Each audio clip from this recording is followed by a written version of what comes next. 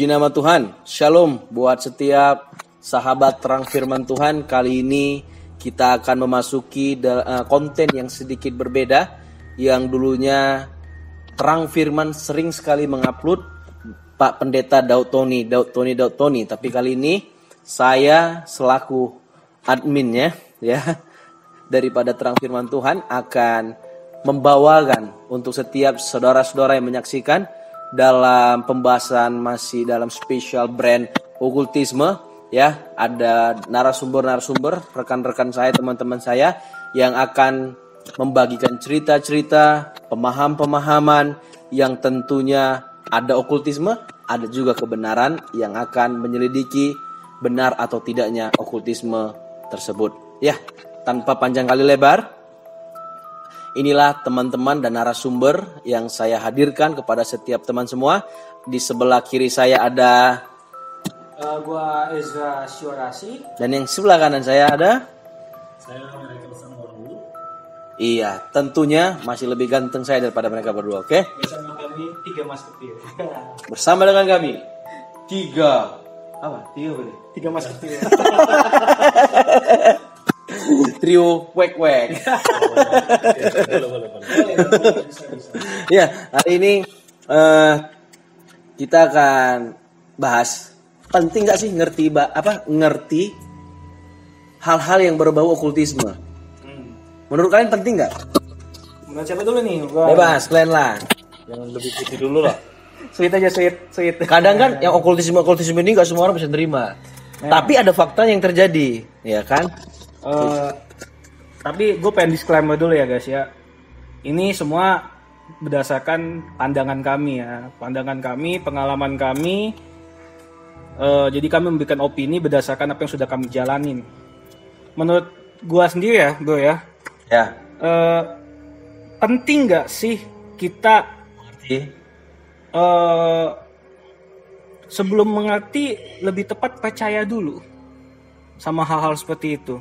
Kan kalau kita bicara soal okultisme kan pasti kita bicara soal keberadaan makhluk di other dimension, Di alam yang lain ya. Iya, percaya gak kita sama hal itu? Karena kan banyak orang yang skeptikal kan, merasa bahwa itu hanya suatu pengalaman psikologis, halusinasi karena faktor mentalitas, kejiwaan. Itu dulu kita sebelum kita dapat mengerti okultisme, kita percaya Adanya keberadaan itu ya. Iya. Dan kita memang tidak bisa memungkiri adanya keberadaan makhluk di other dimension itu. Ya. Ya kan, hanya saja sometimes hanya orang-orang tertentu yang punya kepekaan sedikit lebih dalam yang bisa merasakan kehadiran mereka. Tapi kita tidak bisa menyatakan bahwa nggak ada gitu. Karena sebenarnya mereka tuh ada. Hanya saja bagi sebagian kita memang kita tidak bisa merasakannya secara jelas. Tapi apa yang tidak bisa kita rasakan dengan jelas bukan berarti itu tidak nyata. Ya kan? Ini bukan apa namanya itu multiverse lain ya, bukan ya? Bukan ya. Jangan kira ini Doctor Strange ya. Nah, kalau menurut lu gimana? Oke. Sama dengan yang dibilang oleh Ezra tadi.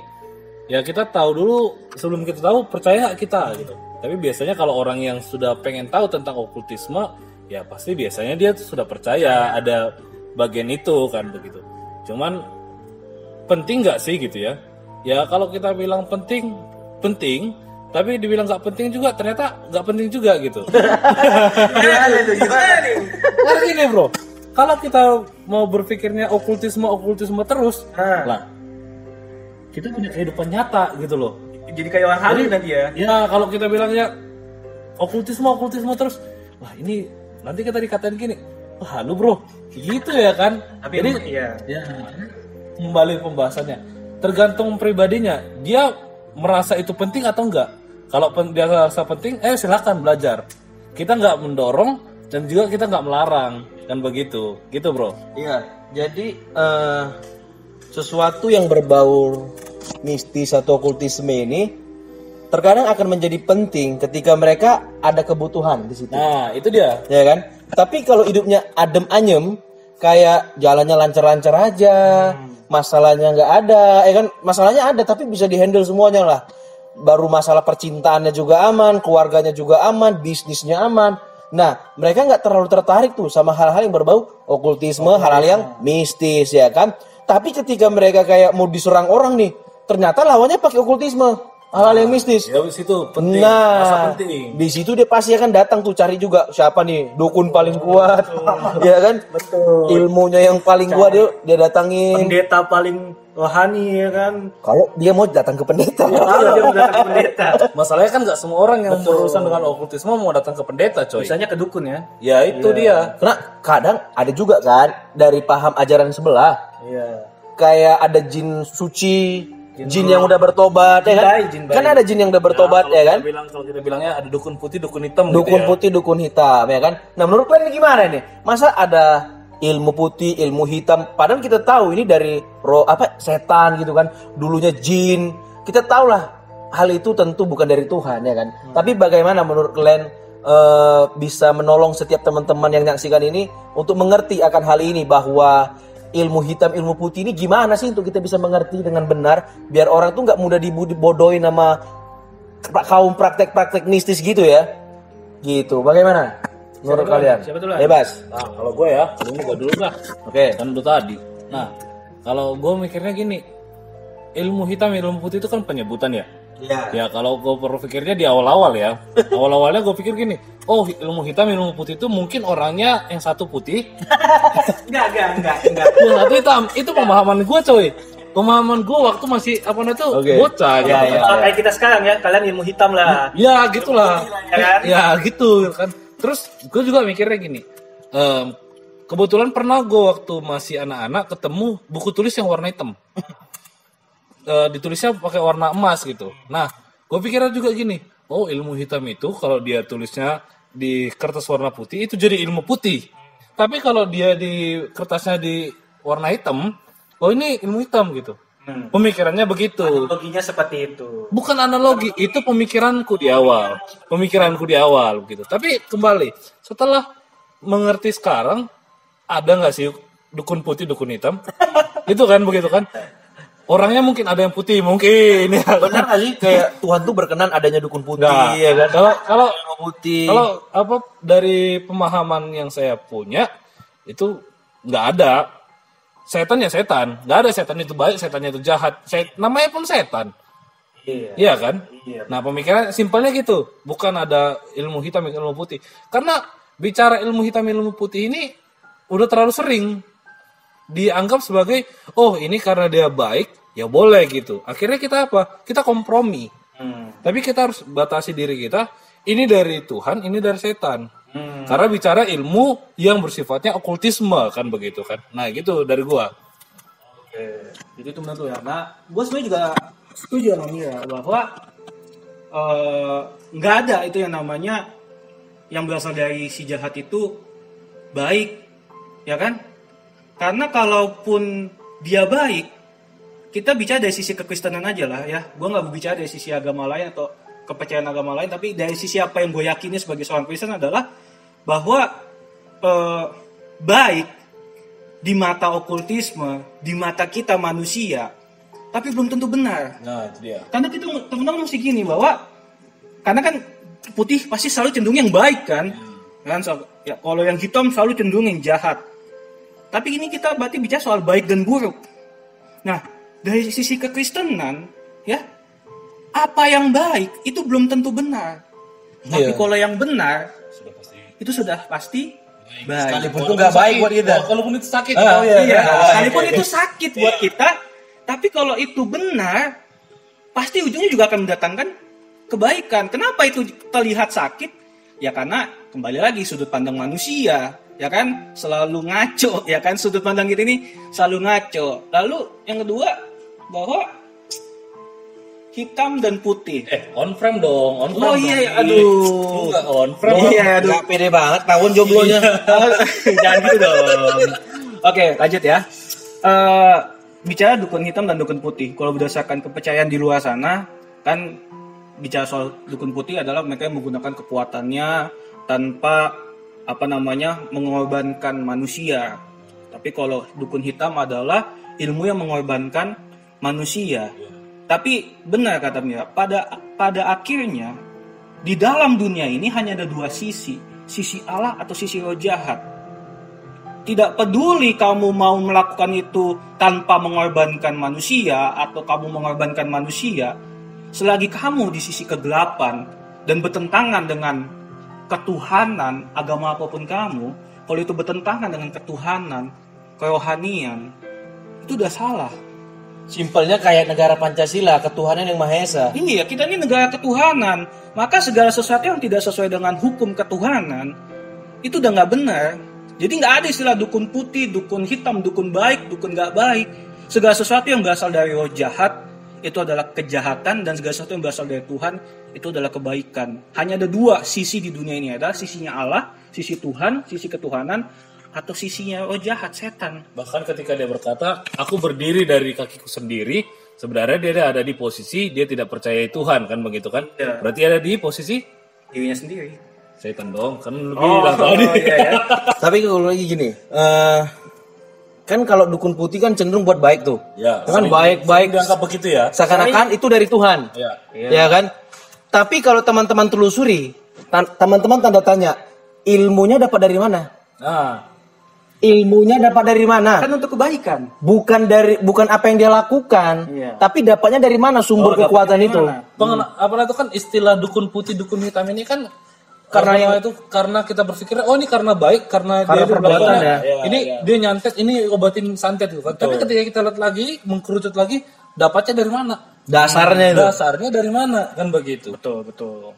Nggak mungkin lah dari Tuhan ya kan? Ya, makanya kita bilang ya seperti yang untuk menambah yang lu bilang tadi, ya kalau bukan dia di sisinya Tuhan, di sisinya setan. Bahkan ketika dia berpikir aku nggak berpihak kepada siapapun, sesungguhnya dia ada di sini. Mutlak itu ya. Mutlak dong. Hitam-hitam, putih-putih, kita nggak pakai abu-abu. Abu-abu ya. Ya, itu dia. Ya, Gimana, Bro? Jadi tadi udah jawab nih tadi dari mana itu? Berarti nggak ada, bukan dari Tuhan ya. Setiap itu yang tidak berasal daripada Tuhan itu Tipu muslihat lah ya kan? muslihat itu. Karena gue juga nonton film-film yang para peramal itu kan, gue sempat lihat mereka itu kayak apa ya? Seakan-akan mereka membawa pesan Tuhan. Seakan. Ini yang akan terjadi. Kayak Makanya gini bro, dalam hal itu kita kembali gitu kan maksudnya kenubuatan kan. ya. Nah itu kalau orang-orang yang seperti itu, yang dia bilang ini dari Tuhan, dari Tuhan, tapi nggak kejadian. Kejadian enggak? Ya, kejadian atau enggak gitu. Bahkan ada orang yang bilang, oh ini dari sini, dapat dari Tuhan. Akan terjadi tanggal sekian. Ini nggak jadi. Tuhan bilang undur besok. Ya kan kurang ajar. Apakah Tuhan itu nggak benar-benar tahu gitu ya kan? Nah itu dia. Oke, balik ke apa lagi? Ya. Jadi jelas guys bahwa ilmu hitam ilmu putih itu adalah sebuah tipu muslihat iblis ya untuk membuat kita terkecoh untuk ngelihat bahwa kita seharusnya datangnya sama Tuhan bukan sama yang berkedok ilmu putih seakan-akan dari Tuhan. Itu nggak ada ya. Kalian harus ngelihat dasar ilmunya dari mana. Nggak mungkin yang dari Tuhan. Orang tuh pakai mantra. Pasti ada dong mantra yang kalian nggak tahu di dapur dia kayak mana dapati ilmu itu. Kita kan nggak tahu. Tapi yang jelas bahwa kalau kalian lihat cara dia mendapatkan itu, tentu itu bukan dari Tuhan. Kalau kalian Bahkan ada yang lebih parah lagi nih bro. apa itu? Gue pernah lihat nih. Hush. Wah ini nyata-nyata nih. Oke. Nyata-nyata nih. Waktu di dalam pelayanan. Dia katanya dia dukun. Tapi mantranya doa Bapa kami. Rohani. Rohani dia anggap coy. Dukun rohani. Dukun rohani. Tantenya mamaku. Nah ini lebih spesifik lagi. Udah main keluarga dia. Keluarga dia. Tantenya mamaku. Kalau dibilang dukun ya, kalau dukun itu dia satu-satunya dukun waktu meditasi di makamnya Soekarno. Satu-satunya yang dapat keris segini. Ya. Nah, dia kalau mengobati pasiennya pakai Alkitab. Tapi kembali lagi, itu ternyata muslihat kan begitu kan? Kembali lagi teman-teman bahwa sebenarnya kan iblis berusaha memakai sesuatu yang seolah-olah ada nilai ketuhanannya. Ya, betul dia. Padahal pada akhirnya saat diucapkan kata-kata firman dari Alkitab atau dari kitab manapun, bukan lagi sosok Tuhannya dan makna dari apa yang sang Tuhan ucapkan itu yang dianggap penting, tapi kata demi katanya itulah yang diberhalakan. Paham kan sampai di sini kan? Saat kita doa Bapa kami, itu adalah doa yang diajarkan oleh Tuhan Yesus. Ada makna dan pengajaran yang tujuannya untuk mendidik kita bagaimana kita berdoa, tapi di dalamnya juga adalah nilai-nilai kehidupan yang mengajarkan kita bagaimana kita mesti hidup sebagai anaknya Allah. Bahkan mengenal Allah itu sendiri. Dan mengenal Allah itu sendiri, karena kan kita lihat nih sedikit ya. Bapa kami yang ada di sorga, dikuduskanlah namamu. Itu mengajarkan bagaimana kita mesti memuliakan Allah dengan hidup kita. Datanglah kerajaanmu, jadilah kehendakmu, di mana kita mesti hidup berdasarkan kehendak Allah. Contohnya seperti itu. Tapi dalam okultisme ketika ia menggunakan firman Allah, hanya sekedar kata-kata. Kata-kata itu dipakai jadi seperti mantra. Tapi pesannya itu tidak akan mengubahkan kehidupan. Karena yang diyakini adalah hanya kalau aku ngucapin ini akan terjadi. Tapi bukan lagi fokusnya pada orientasi perubahan hidup. Tapi hanya sekedar saat itu aja. Ngerti gak? Kebutuhan pada saat itu aja. Sehingga yang disembah bukan Tuhannya, tapi kata-katanya. Mengerti. Tulisannya. Paham kan sampai di sini? Ngerti. Nah, Oke, lanjut bro. Sungguh menarik ya bahasa kayak gini ya, buat mata melek ya kan. Tapi guys, dalam kehidupan kalian sendiri lah nih, pernah nggak kalian menyentuh okultisme itu sendiri, kayak datang kepada sesuatu yang membuat kalian mungkin jadi tambah ganteng, susuk mungkin, atau ada ilmu membuat lo jadi sakti ya kan? lu kan ganteng nih, jangan-jangan lu pakai susuk nih. Enggak, gue gak ganteng. Dia yang ganteng nih. Humble sekali. Ya kan? Sekali. Mungkin dalam kayak kehidupan keluarga lo pernah tahu dia datang ke dukun untuk dapati sesuatu, atau orang tua atau siapa gitu pernah berkecimpung ya kan di dunia okultisme itu, gunanya ada tujuan yang pengen dicapai kan. Orang kadang pengen capai sesuatu tapi bingung nih, ternyata setan memfasilitasi lu datang aja ke situ, lu akan bisa jadi seperti itu. Sementara kalau ikut Tuhan harus sabar, ikut salib, sabar kan Nah, justru itulah yang membedakan tadi okultisme dan Tuhan. Kalau ikut Tuhan ada proses. Iya, kalau okultisme Kayak mie instan. Mie instan aja ada prosesnya. Ya betul. Iya kan? Tapi kembali ke pertanyaannya yang Bro Erik tadi sampaikan. Ya secara jujur bokapnya gue dulu. Oh iya. Ya bokapnya gue dulu adalah orang yang ada di okultisme. Dia punya pegangan segala macam. Kuat ya? Orang kuat. Orang Nias ya kan. Waduh. Yang orang Nias pasti tahu mungkin ini. Ya, itu ada Rimi. Apa namanya Rimi? Rimi, ada istilahnya Rimi. Cuma aku nggak tahu jelasnya itu bagaimana. Dalam bentuk apa dia? Dia koin Belanda coy. Koin Belanda. Sampai sekarang ada, tapi udah nggak ada kuasanya lagi. Oh, udah nggak ada kuasanya lagi. Nggak ada kuasa lagi. Kalau orang gini, makanya aku tertarik dengan ini. Setiap yang tidak berasal daripada Tuhan, sekalipun dianggap itu adalah perbuatan baik, ketika dia bertemu dengan Tuhan yang sejati, kuasa itu akan kalah. Ya. Nah itu dia poin pentingnya. Makanya bokap gua dulu adalah dianggap sebagai dukun putih, orang yang berapa segala macam. Sakti Mandraguna. Gitu kan. Tiba-tiba bertemu dengan Tuhan, KO ya. KO. Kalau sama-sama baik harusnya sama baik ya. Sama-sama support ya.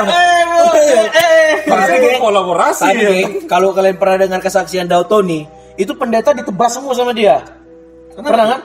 Nah, pertanyaannya, dia nih ilmu hitam, pendeta ilmu ketuhanan. Kok bisa pendetanya kalah? Ini what happened gitu loh. Oh tunggu dulu, itu nanti dulu.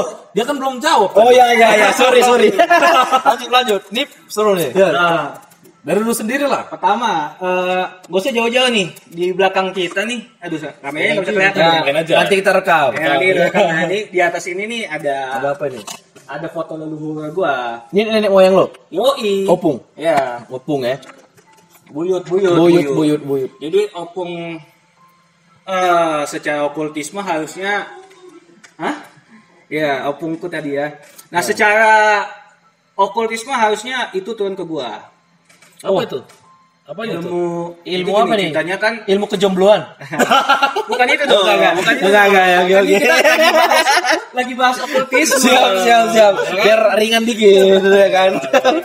Jadi opung gua ini dulu adalah seorang pedagang budak, cuy. Oh gitu. Pedagang budak. Ya, pedagang budak, saudagar. Ya, kalau Ya. sekarang seperti inilah providernya pembantu asisten rumah tangga Tapi ya itu kan. budak ya. Budak ya Kalau zaman dulu. kalau budak. pembantu kan dibayar, budak mana gak dibayar. Budak nggak dibeli. dibayar, Budak dibeli. dibeli. Habis itu nggak digaji. Iya. Kalian tahu lah, namanya penjual budak kan, pasti banyak yang dendam sama dia. Oh iya betul betul. Ya kan? iya benar. Dan zaman dulu tuh masih zaman-zaman dimana ilmu hitam itu kuat banget kan. Bedanya kenapa dia bisa jadi budak, mungkin ilmunya lebih tinggi atau gimana. Ya kan? Nah, Kalau dia jadi budak lebih rendah dong berarti. ya lebih ya makanya tadi kalau dia jadi budak tak lebih tinggi entah bagaimana ada kekalahan lah terjadi di situ. Oke. Nah, otomatis karena dia pedagang budak perlulah pegangan. Jadi perjanjian yang dilakukan sama nenek moyangku ini adalah dia akan dikasih karisma, kekuatan, kuasa asalkan dia menyediakan wadah untuk sesembahannya ilahnya. Ya kan, menyediakan wadah dan saat ilah itu masuk ke dalam wadah itu saktilah ia. Nah, sebenarnya kalau seandainya orang tua gua nggak kenal Tuhan, itu udah turun cuy ke gua cuy. Makanya waktu gua bayi kan gua lahir prematur. Lahir prematur setelah itu, Sama ya, janjian bukan? hah? Kayaknya tadi kita jadi. Sama tapi lebih ganteng gua. Jangan-jangan kita saudara yang tertukar. Aduh. Ya kan? Nah, lanjut lagi ya. Jadi harusnya turun ke gua. Iya. Jadi waktu kecil gua nangis, ada opa rohani dan oma rohani yang mendoakan katanya kalian ada ya leluhur kalian namanya ini mau diturunin. Spesifik ya? Ya, spesifik. Karena dia bersumpah Oh gitu. pada keturunan yang keempat itu akan diturunkan, akan meneruskan. Nah, tapi kan nggak mau didoakan sampai sekarang lah, ya kan? Karena gue juga udah dinazarkan untuk hidup bagi Tuhan, karena gue lahir prematur hampir mati, ya kan? Iblisnya kan gak senang, makanya dia kejar tuh. Jadi kayak ada perebutan lah antara Tuhan dan iblis. Oh, berarti lu juga punya ada apa namanya itu keluarga yang betul-betul terikat dengan okultisme ya? Ya, iya, dan Oh, ya begitu. memang semua kita Itu, pasti itu poin pentingnya ya. ya pasti leluhur kita pasti ada ikatan lah, pasti semua iya. kita pasti ada ikatan. Nah, akhirnya udah kan gue melayani Tuhan. Nah, kejadiannya juga nggak lama nih cuy, baru-baru ini setelah sebelum gue wisuda gue pernah cerita sama gue pernah lumpuh. Oh iya. Nah, lumpuh ya? gue nggak bisa jalan. Mendekati pelantikan untuk di wisuda, lumpuh kaki gue nggak bisa jalan sama sekali. Ada hamba Tuhan doakan gue, ya kan? Kebetulan adik gue sendiri punya karunia untuk melihat dan memang dilihat kaki gue ini dirantai sama dia. Karena saat gue di wisuda sebagai seorang STH, saat itulah akan dimulai timing di mana gue akan mulai melayani Tuhan. Sehingga otomatis dia nggak seneng dong. Iya. Karena kalau bisa sebelum gue dilantik resmi, karena kan pelantikan kita di wisuda itu sebenarnya sakral cuy. Iya. Sakral banget itu di hadapan Tuhan. Apalagi kita yang STH ini sakral ini, karena dimulailah kita di situ dunia pelayanan kita. Nah dia nggak suka, disitulah gue dibikin lumpuh. Bahkan 1 hari sebelum gue wisuda, gue pernah cerita sama kalian berdua, itu gue ngalamin dimana itu gue bener-bener tubuh gue sama roh gue tuh mau dipisahkan. Bener-bener gue berasa tuh gesekannya sakit sekali cuy. Kalau kata kita pernah sering dengar tuh di saudara kita kalau mau dicabut nyawa tuh sakit, kegesek. Nah, gue ngerasain itu. Gue teriak sampai 5 kali, begitu 5 kali, das balik lagi. Dan adik gue ngeliat memang. Lu teriak apa? Gue manggil nyokap, mah. Lu manggilnya bukan manggil Yesus. Hmm. Oh mungkin kalau panggil Yesus sekali cukup. Karena kan gue namanya kan panik ya kan, panik ya kan. Oke. Dan gue manggil nyokap kan, karena gue kaget ada apa ini, mah sampai 5 kali balik lah di situ. Nah adik gue ngeliat memang di situ nyawa gue mau diambil, tapi puji Tuhan baik, akhirnya nggak terjadi. Tapi sampai sekarang akhirnya putus gitu ya. Nggak bisa dibilang putus, tapi namanya singa kan seperti iblis seperti singa yang mengaum-ngaum mencari celah kan. Oke. Karena namanya perjanjian tetap ada dan mesti dibatalkan, ya kan? Tapi kan walaupun kadang kita sudah menolak hal itu, iblis kan nggak tahu malu cuy, Oh iya betul. Nggak tahu malu. ya kan? Iblis kan nggak tahu malu, Iblis nggak tahu malu. ya kan? Tetap aja dia kejar. Bahkan beberapa kali gue masih sering dapat dia datang ngeliat, tapi gue selalu Tuhan aku nggak mau, aku tolak dalam nama Tuhan Yesus. Inilah nih sampai saat ini gue udah melihat gambaran dia langsung, wajahnya dia gue udah lihat langsung. Gue ibaratnya udah face to face secara langsung lah sama nenek moyang gue ini. Oh ya? Iya, udah face to face. Jadi gue lagi tidur, masuk dari pintu itu tampilannya jelas. Jelas banget. Nah, sejak itulah mulailah terjadi tuh gerakan dia untuk ngambil alih, ngeklaim diri gue sebagai keturunannya yang akan diturunkan. Tapi oleh karena nama Tuhan, oleh itu sebab itulah ya Tuhan lah satu-satunya bisa jadi perisai kita, cuy. Amin. Itu. Oke, apa tadi pertanyaan Mas? Yang kedua tadi apa ya? Aku juga lupa. Gue sampai lupa gara-gara dengar cerita orang ini. Iya, aku juga lupa apa ya? Apa ya? Tapi ya memang menarik ya. Kalau dengar cerita pengalaman okultisme dari orang-orang sekitar itu pasti berbagai macam jenis ya. Untuk kita bisa dengarkan, terus kita bisa ambil kesimpulan. Oh ternyata ada yang kayak gini, ada yang kayak gini ya kan. Nah, tadi itu pertanyaan gue baru ingat nih, yang tentang pendeta. Pak Pendeta Dotoni nyerang pendeta yang lagi khotbah. Katanya pendetanya tumbang ya kan, roboh ya kan, kalah ilmunya sama dia. Nah pertanyaannya, kita tahu dong pendeta kan dilindungi Tuhan ya kan, disertai Tuhan, dan itu tentu kekuatannya waduh nggak terkalahkan gitu kan. Masa Pak Dotoni yang pakai ilmu setan pada waktu itu kok bisa menang? What happened? Ya kan, kok kuasa Tuhan bisa kalah sama kuasa setan seolah-olah? Itu kan seolah-olah. Bukan cuma satu pendetanya, Nah. banyak pendeta tumbang sama dia. Masalahnya gini bro, gak semua orang yang menjadi pendeta, menyebut dirinya sebagai pendeta, punya hubungan khusus dengan Tuhan. Betul. Sekalipun dia udah baca Alkitab, belajar teologi ya, itu Bahkan- bukan jadi pelindungan ya. Bahkan Matius bilang yang bernubuat Tolak melakukan ya? mujizat ternyata ditolak oleh Tuhan. Kenapa? Nyahlah engkau pembuat kejahatan. Nah itu dia. Kenapa? Karena memang ternyata mereka hanya untuk membuat pamornya, biar untuk dilihat, tapi tidak ada keintiman, tidak ada hubungan yang benar antara dia hamba Tuhan itu. Pendeta itu bukan hamba Tuhan, pendeta. Kalau hamba Tuhan itu pasti spesifik dia menghambakan diri gitu ya. Pada Tuhan. Ya, berarti kita bilangnya pendeta begitu. Pendeta itu jabatan itu yang diberikan sama dia sebenarnya hanya jabatan organisasi. Hanya sekedar jabatan ya. Iya, tapi ternyata ketika kita selidiki dia tidak ada hubungan khusus. Tapi jika benar orang tersebut, ya karena kenapa aku berani bilang begitu? Papaku dulunya orang yang paling hebat, dianggap paling hebat, KO. Bahkan si Doton yang dia cerita itu KO juga kan sama Pak Gilbert kan? Iya. Iya kan? Tumbangnya. Kenapa? Karena ternyata kita bisa lihat, oh iya, struktural dalam gereja disebut sebagai pendeta, belum tentu dia adalah hamba Tuhan. Tapi hamba Tuhan, ya kan, sudah pasti menghambakan dirinya kepada Tuhan. Mau dia itu jadi pendeta atau enggak, tapi dia adalah hamba Tuhan. Punya hubungan. Kurang lebih kayak gini ya, pendeta belum tentu hamba Tuhan, tapi hamba Tuhan juga belum tentu pendeta. Nah itu dia. Ya kan? Tapi hamba Tuhan udah pasti dilindungi Tuhan. Itu dia. Betul. Nah, kalau dari sisi gue setuju nih. Gue setuju banget sama Miracle. Tapi ada satu yang mesti kita lihat teman-teman, bahwa kejadian Dotoni ini ya bukan hal baru sebenarnya. Ingat gak teman-teman waktu saat Yesus naik ke gunung kan dan mengalami transfigurasi, di mana siapa ya muridnya yang diajak ya, ada Yakobus, Andreas, Yohanes, Petrus. Yakobus, Yohanes, Petrus ya, melihat Yesus bersama dengan Musa dan Elia. Sampai mereka tanya mau bikin tenda. Yohanes ya? Yakobus. Yang itu Yakobus, Yohanes sama Petrus, ya kan? 3 suku. Nah, saat mereka turun dari gunung, murid-murid yang lain sedang berdebat dengan ahli-ahli Farisi, ahli-ahli Taurat, karena ada anak sakit epilepsi, didoakan, nggak mempan. Iya, kejadian ya. Betul. Kejadian Sampai di murid-murid ya. Ada apa kata Yesus kan? Murid-muridmu mendoakan nggak ngefek nih. Kenapa? Setannya keluar. Padahal ini murid Yesus loh. Iya. Jalan sama Yesus. Makan sama Yesus. Makan sama Yesus, diajar langsung sama Yesus. Ya kan? Disebut sebagai rasul. Tapi apa Yesus bilang? Jenis seperti ini dibutuhkan doa dan puasa. Apa maksudnya?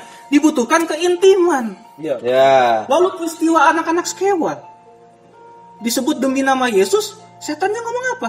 Paulus aku kenal, Yesus aku tahu. Lu siapa? Betul.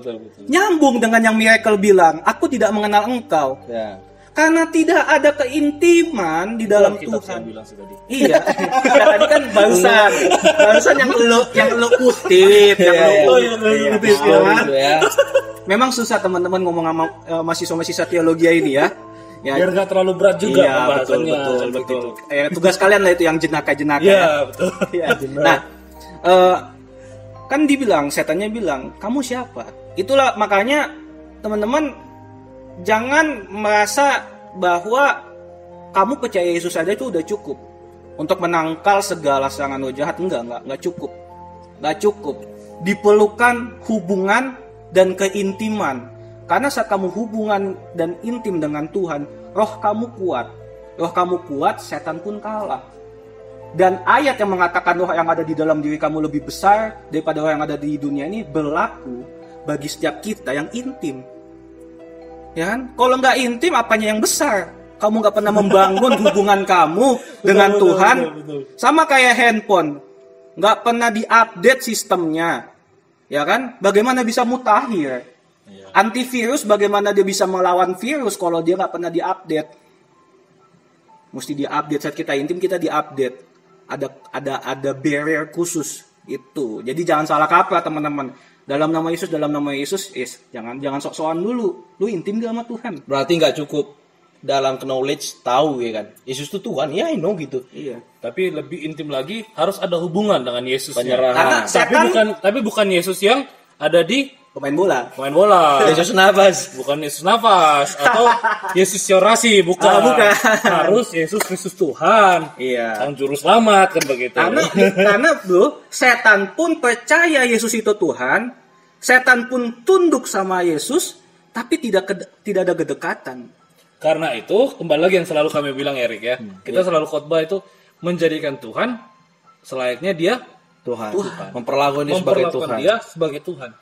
Jangan memperlakukan dia sebagai gampangan. Sesuatu yang bisa memenuhi keinginan kita doang. Dan sebagainya macamnya kan begitu kan. Lo ada relation ya. Itu penting. Teman-teman, relation dengan Tuhan penting. Itu makanya gak heran ya, ada pendeta satu kayak lebih dipakai Tuhan, pendeta ini lebih dipakai Tuhan ya kan. Wajar dong. Ya, ini juga saya pikir karena salah satu ketaatan hamba Tuhan itu, ya kan, keseriusan dia dalam membangun hubungan Tuhan.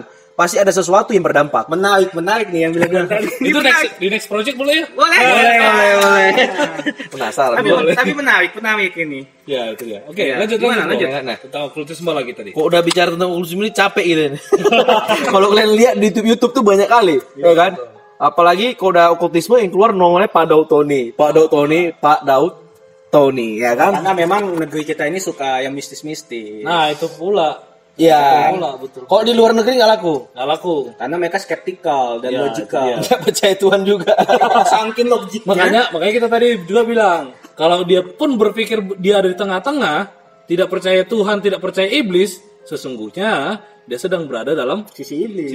Karena kan bagi Tuhan nggak ada. Karena tiap orang yang tidak mau mempercayai dia sebagai Tuhan, iblis. Tidak ada abu-abu. Tidak ada Ya. abu. Oke, menarik nih. Oke, gue pengen nanya serius nih. Pernah nggak kalian diserang sama setan? Baru-baru ini, Bro. Siapa dulu? Baik itu dalam kehidupan hari-hari ataupun di dalam pelayanan kalian. Benar-benar kalian nggak cuma sekedar ini dari setan nggak. Tapi kalian benar-benar memikirkannya dengan secara serius nih, berdasarkan ini. Ini benar nih ternyata dari setan. Gue diserang sama setan seperti ini gitu. Siapa dulu? Lu? Yang baru-baru ini aja cuy yang pernah gue ceritain sama lu. Ya, ada. Berarti Ada. Ada atau enggak? Ada. Kapan? Memang Jadi guys, jangan ngelihat kalau orang diserang setan, wah berarti dia gini enggak. Justru karena dia ngelihat, wah ini musuh gua makanya diserang ya. Jadi ini salah satu musuh setan, bukan teman setan. Oke, silakan musuh setan. ini bener dong, kenapa kita ketawa ya? Kenapa lu nggak terima? Iya bener, karena saking fokusnya nih ya kan. Oke. Nah, memang waktu gue mengalami hal ini, waktu gue lagi jauh sama Tuhan. Waduh. Iya, parah itu teman-teman. Kalau dibilang jauh, perubahannya jauh banget dari yang sebelumnya gue hype banget dengan Allah, sampai gue tiba-tiba kayak down banget tentang Allah. Itu benar-benar kondisi gue tuh saat itu lagi benar-benar down banget lah. Seperti yang Miracle bilang tadi, abu-abu pada akhirnya, ya kan? Dan saat itulah gue diserang. Tapi sebenarnya teman-teman gini, waktu gue diserang itu walaupun gue lagi down, tetap ada sisi dalam hati gue tuh yang ingin membicarakan tentang firman. Tapi nggak bisa dibohongi juga bahwa gue sedang mengalami sakit mental saat itu. Ada nantilah, gue nggak bisa ceritain bagaimana apa yang gue alamin, tapi gue saat itu sedang tidak baik. Nah, sebelum gue mengalami hal itu, gue ada mimpi. Oh, mimpi ya? Iya, ini terlepas percaya atau tidak percaya ya. Karena ada orang yang ya. Makanya kita bilang tadi, penting nggak penting tergantung kalian. Iya, kan, tergantung gitu ya. kalian. Dan disclaimer ini semua pengalaman kami, ya kan, hikmat yang kami dapat dari perjalanan hidup kami ya. Jadi jangan langsung jatuh, ini mah nggak benar, itu terserah, kami kembalikan kepada kalian ya. Oke, mimpi, aku seperti ada melihat patung gajah di situ. Usah spesifik deh. Iya. Mimpi ada patung gajah, oke. Patung gajah, terus Karena waktu nih. Iya, 36 menit. Gak apa-apa, enjoy aja. oh ini santai. Santai. Oke, nggak apa-apa. Terlalu gimana ya? Iya, Gas aja. hormat konten kreator. Nah, Kontainer dong. iya kan. Oke, lo lihat gajah. Ya, lihat gajah. Jangan ke dia ya, jangan ke dia, ke gajahnya. Bisa baik lu aja. Jangan ke atas aja. Lihat gajah, seperti patung gajah. Gajah. Oh iya, itu ada gajah. Ya kan? Gue bertanya-tanya, apa maksudnya ini? Tapi karena gue lagi ibaratnya lagi nggak terlalu hype dengan hal kerohanian, hal-hal supernatural, jadi kayak bodo amat lah. Lalu tiba di kantor, memang aku udah merasakan situasi yang nggak enak. Aku ngobrol sama si Miracle, kami ada pergi ke lantai 5, di situ ada kayak kolam renang. Lantai 5 mana nih? Taman Residen. Oh, apartemen. Oh, ya, oke. Ya kan, kami pergi ke lantai 5, jalan di situ. Aku cerita tentang pengalamanku dulu, tentang pelayanan, ya kan. Terus aku juga cerita tentang keadaanku lah saat itu, bahwa aku ini lagi down nih bro, tapi aku juga sebenarnya rindu. Jadi nasihatin gue lah, juga nasihatin. Di situ kita sharing tentang kebaikan Tuhan, sharing tentang penyertaan Tuhan. Nah, ke bawahlah kita, pulang duluan dia. Dia pulang duluan, aku ke lantai 5 lagi sama dosen-dosen, sama rekan-rekan staf yang ada di kantor. Saat di situ, di lantai 5 aku jalan. Aku seperti sempoyongan. Seperti pandangan kita ada distorsi ruang dan waktu. Aku langsung, ada apa nih? Kok tiba-tiba begini? Kalau dibilang, mungkin kamu sakit. Saat itu aku dalam keadaan sehat. Tidak ada sakit, tidak ada lemas, tidak ada apa, sehat. Miracle pun melihat aku dalam keadaan sehat. Ya, waktu itu gue sehat, nggak ada sakit, nggak ada lemas, ya kan? Makan juga masih banyak, ya kan? Sampai nambah, ya kan? Sehat. Tapi aku merasakan ada yang beda nih. Waktu aku jalan, tiba-tiba ada petir. Petir tapi hanya di atasku doang. Petir itu ada di atasku doang. Lalu tanpa sadar aku seperti refleks nunjuk ke atas. Nunjuk ke atas gitu. Nunjuk ke atas. Terus tiba-tiba siniku merinding. Aku bingung apa maksudnya ini. Semakin pas aku turun ke bawah, tiba-tiba langsung tuh berasa. Bener-bener kayak sempoyongan. Tapi aku kembali lagi, gak mau terlalu ambil pusing, gak mau capek. Tapi aku kepikiran, apa ini? Di hatiku kayak ada yang serang kamu, ada yang serang kamu. Ya udah, akhirnya aku langsung cerita sama si Miracle, bro, kayak ada yang nyerang gue deh. Ya kan? Di mana bro? Itu tadi pas kita di lantai 5, si Miracle bilang kayak begitu. Oh yaudahlah, sekarang lu doa aja, doa, dan tolak dalam nama Tuhan Yesus. Gue juga cerita, gue juga tanya sama adik gue yang memang punya karunia khusus untuk bisa merasakan hal-hal seperti itu. Dia bilang memang ada orang yang gak senang sama gue dan dia ingin nyerang gue karena ada sesuatu yang gue bawa. Nah, memang teman-teman, sometimes kan kita memang lagi, kondisi kita lagi gak baik. Tapi bukan berarti api itu hilang. Hanya saja api itu semakin meredup. Nah, oleh sebab itu, api itu atau Roh Kudus itu tetap berusaha untuk membakar kita lagi supaya kita semakin semangat. Dan oleh sebab itulah saat ada keinginan kamu untuk kembali, segeralah kembali. Jangan tunggu kamu ngalamin serangan roh jahat dulu kayak gua nih ya. Diserang dulu baru tiba-tiba kalang kabut, ya kan? Jangan kayak gitu. Jadi makanya kan firman Tuhan berkata selagi ia masih berkenan untuk dicari, masih berkenan untuk dipanggil, selagi dia masih mengingatkan, segeralah bertobat dan kembali kepada jalan yang sebelumnya. Nah, adik gue bilang, iya ada yang nyerang kamu karena nggak suka dengan apa yang ada di dalam diri kamu. Ditambah kamu juga lagi jauh sama Tuhan. Makanya diserang inilah setannya, pengecut, beraninya nyerang waktu lemah. Ya kan? Makanya teman-teman dari pengalaman kayak mantan gak sih?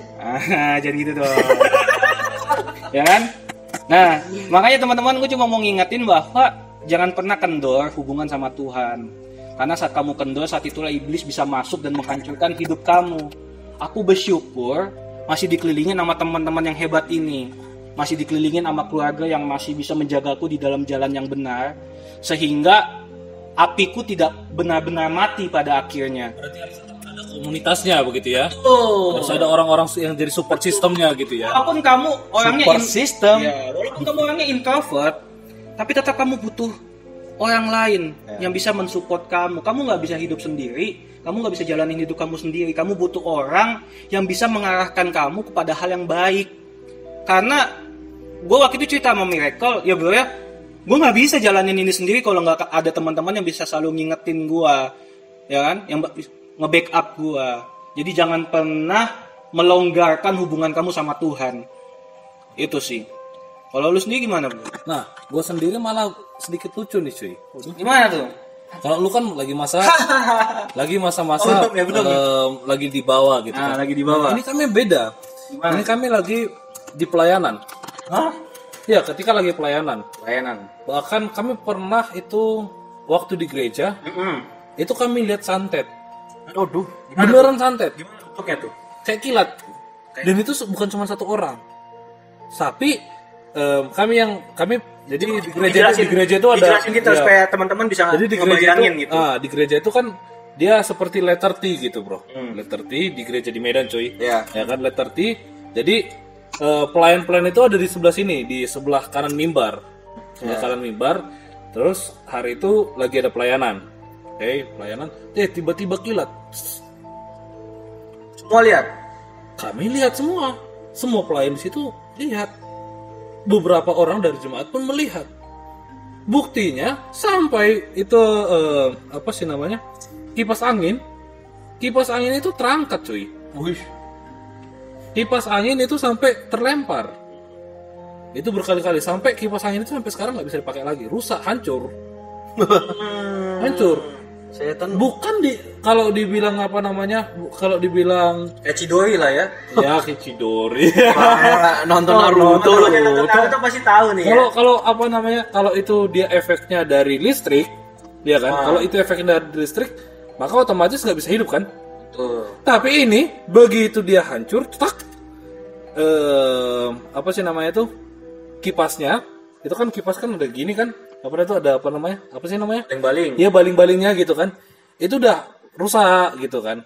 Tapi yang di bawahnya masih nyala gitu. Berarti kan bukan di situ kan? Itu yang pertama. Listrikan. Nah, lalu kemudian ketika kami lagi tanya-tanya semua pengerja bingung gitu kan. Ada jemaat juga nanya. Akhirnya ada yang bilang gini, ngaku gini. Iya, semalam ada yang ini. Yang jimatnya dititip ke kita. Mau dibakar, katanya gitu. Ada di gereja.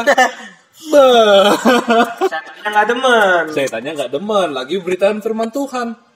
Wah. Suwe setannya. Iya. Di masuk gereja. Iya. Nah, itu yang pertama. Lalu kami juga ini berkali-kali. Waktu pelayanan diserang. Papa mama kan pendeta tuh. Yeah. Udah bertobat, KO dari okultisme, itu kan akhirnya dia menggembalakan kan begitu. Mereka ada pelayanan gitu. Mereka melepaskan orang yang dapat ilmu dari Sisingamangaraja. Wih, jelas ya. Ini Ilmunya bener dari Sisingamangaraja ya. Orang ini dapat waktu dia lagi di rumah, dia nggak ngapa-ngapain, disuruh semedi, tidur, gitu kan, disuruh bangun semedi, tiba-tiba dia bangun, di depan itu sudah ada peralatan-peralatan untuk dukun-dukun gitu, dukun putih. Sampai hari ini dianggap muncul. Sampai sebelum pelepasan itu dianggap sebagai dukun putih. Iya kan? tiba-tiba muncul. Bahkan setiap kali dia mau mulai prakteknya, itu menurut kesaksian dia, cuy. Setiap kali dia mau mulai prakteknya, dia nggak perlu ganti baju. Dia semedi, dia langsung terganti bajunya. Wih, kayak film Angling Dharma ya. Nah itu dia. Bahkan ini ada ikatan-ikatan di kepalanya. Kayak jaga tingkir. Nanti teman-teman bisa lihat deh gimana itu pakaian kepala. Ada namanya, aku saya lupa gitu. Nah itu dia. Itu terikat sendiri, coy. Wih, Terikat sendiri. Setiap kali sesuatu dia mau mengobati orang itu buat sendiri. Pakaiannya semua itu dibuatin sama roh. Menurut dia. Kayak Dr. Strange ya, yang jubahnya itu. Ya kayak jubahnya Dr. Strange gitu ya. Kenapa kita dari tadi ngomongnya Dr. Strange? Karena itu gambaran yang paling mudah dilihat. Ya, karena ada filmnya begitu. ada ya. filmnya lagi booming juga. Ya, lagi booming. Tapi itu sekitar 2015. 15-16 gitu lah. Nah, lagi akhirnya orang papa melayani ini orang dukun putih ini, doakan. Dia ngobatin orang, istrinya sendiri sakit, nggak bisa sembuh gitu kan. Oke, kemudian dia doakan pelepasan. Oke. Setelah itu pelepasan dibakar, siangnya dibakar gitu kan, dari siang sampai sore kami lagi pelayanan, coy. Yang dibakar nih. Barang-barangnya, yang dia pakai untuk ya. Iya. Lu kira itu udah Hujan. iya. Enggak. AC itu langit itu milik saya. Seperti AC. Itu Nah, kemudian dia lagi dibakar di Panetonga. Panetonga itu nama tempat kami gitu kan. Papa mama penggembala di Panetonga dibakar gitu kan. Kami lagi di Medan, cuy. Itu sekitar 3 sampai 4 jam perjalanan. Kami di Medan, kami diserang. Serang dalam bentuk Diserangnya dalam bentuk visual, aroma, bahkan sampai kepada sepertinya kami tuh kayak mau mati rasanya. Dan bukan cuma sekali 2 kali, cuy. Kayaknya bukan setan main-main ya. Nah itu dia. Kenapa? Orang yang di sebelah rumah itu pun tahu. Dek, semalam kenapa deh? Katanya gitu. Kok ada bunyi yang jerit-jerit, segala macamnya, aromanya aneh gitu.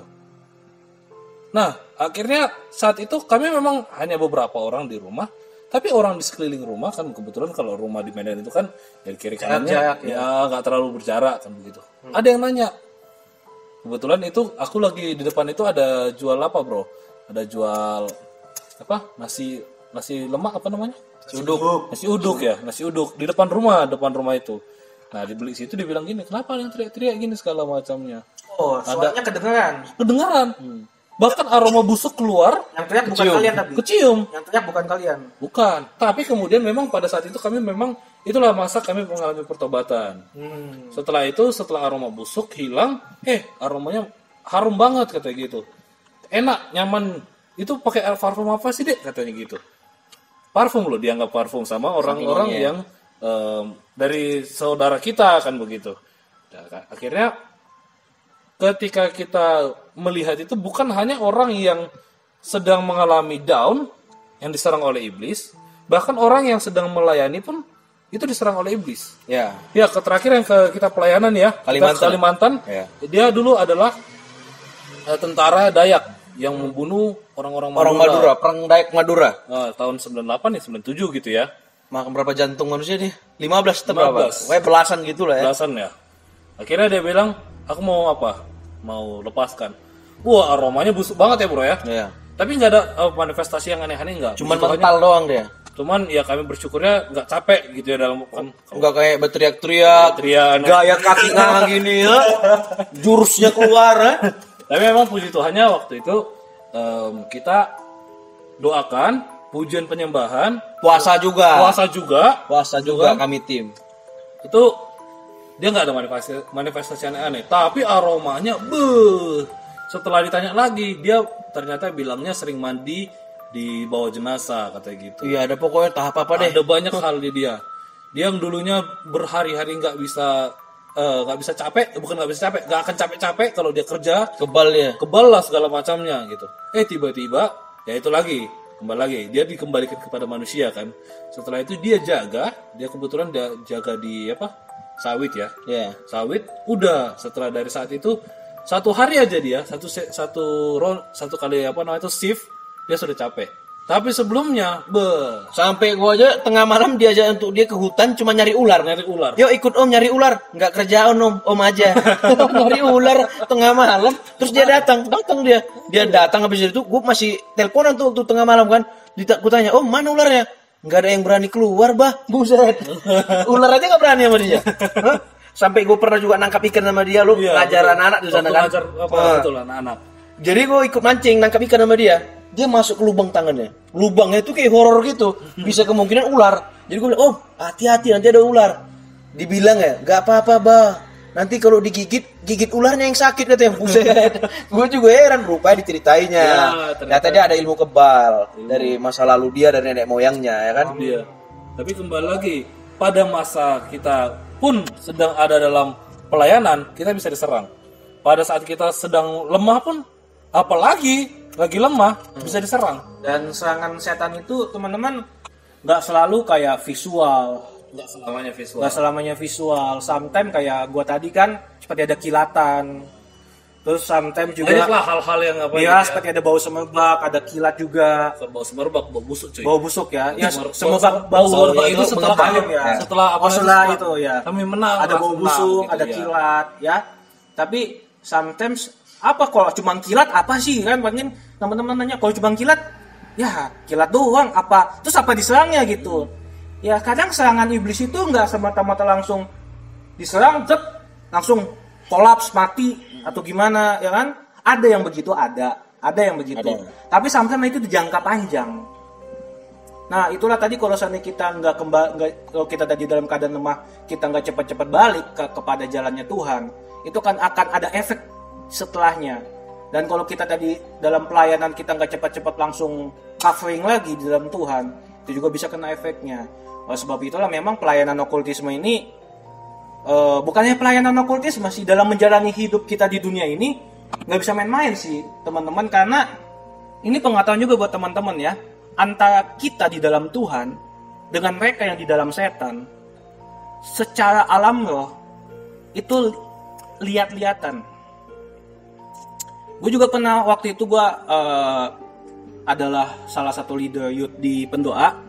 Ya kan gantiin kalian dulu ya kan. Terus gue ngajak doa di situ. Pendoa. Nah, waktu gue pujian penyembahan itu rasanya berat banget. Hadirat Tuhan nggak naik-naik. Nggak turun-turun. Iya. Maksudnya nggak menaikkan kejiwaan kita untuk kayak nggak berasa hadirat Tuhan. Nggak menaikkan jiwa kita untuk rindu gitu, kayak flat aja, kayak nyanyi lagu sekuler. Ya kan, terus kayak malah ngantuk, bertanya-tanya, ya kan, apa? Ternyata memang, ya kan, di sekeliling kami, tempat kami berdoa itu, aku nggak usah sebut tempatnya di mana kami doa, di situ banyak orang orang dari berbagai tempat ada di situ. Entah dia punya kuasa kegelapan, entah dia ada dosa di situ dilakukan, itu menghambat. Dan orang-orang yang punya kuasa kegelapan, saat anak-anak Tuhan menyembah Tuhan, mereka tahu, mereka berasa. Begitu juga kita, kalau memang kita punya kepekaan, ada roh jahat, atau ada orang-orang dalam kegelapan yang ingin melakukan mantra atau apapun, kita juga berasa. Jadi dalam kehidupan kita itu, kita seperti mata telanjang saling melihat, tidak ada pembatasan, terlihat, tahu, mereka tuh tahu, oh di sini ada anak Tuhan. Anak Tuhan yang peka, oh di sini ada orang yang nggak percaya, ada yang punya kuasa kegelapan, ya kan? Seperti itu, makanya hidup kita itu seperti kan Yesus bilang, kan kamu tuh seperti domba di tengah-tengah serigala. Dunia ini adalah dunia yang jahat. Jadi teman-teman, aku kembali lagi berulang-ulang tekankan, jaga hubunganmu dengan Tuhan. Jaga hubunganmu dengan Tuhan. Jangan tinggalkan doa. Jangan tinggalkan pembacaan firman Tuhan. Jangan tinggalkan komunitas-komunitas.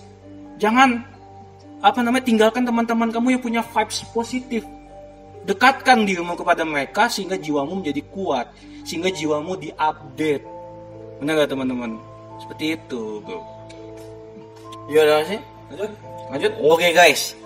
Sungguh sangat menarik dan cukup lama panjang waktunya kita bahas tentang okultisme. Hal yang jelas dan pasti bahwa setan itu sudah kalah.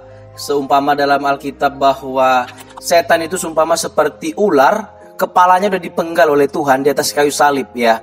Jadi gerakannya itu seram. Seakan-akan setan itu menyeramkan, kayak ular udah kepalanya dipenggal, gerakannya sangat ngeri, menakuti orang. Seperti itulah setan ya. Jadi jangan mau tertipu sama cara setan punya serangan lah, sama pokoknya ada banyak hal ya yang bisa buat kita tertipu dari pekerjaan setan. Pokoknya kalian jangan pernah percaya sama yang namanya ilmu putih ya, yang berbau mistis itu nggak ada, itu nggak usah percaya guys. Kalian terus tetap percaya aja sama Tuhan, karena kalau kalian saat ini memutuskan percaya sama adanya ilmu hitam, ilmu putih, suatu saat nanti ketika kalian dipanggil Tuhan, jangan heran nanti tiba-tiba lu bukan di surga, tapi lu di neraka. Nggak mau kan? Tentu saja. Ya, mungkin sampai sini aja ya pembahasan konten kita pertama untuk kali ini ya. Di next nanti kita akan bahas sesuatu yang menarik lagi. Jadi pastikan teman-teman tuh tetap terus saksikan konten dari Terang Firman. Saya yakin dan percaya ini bisa memberkati lah ya, memberikan pengertian mengenai dunia okultisme ya. Mungkin itu saja dari kita semua. Sampai ketemu di video berikutnya. Tuhan Yesus memberkati. Shalom. Waduh. Sama kali komentar.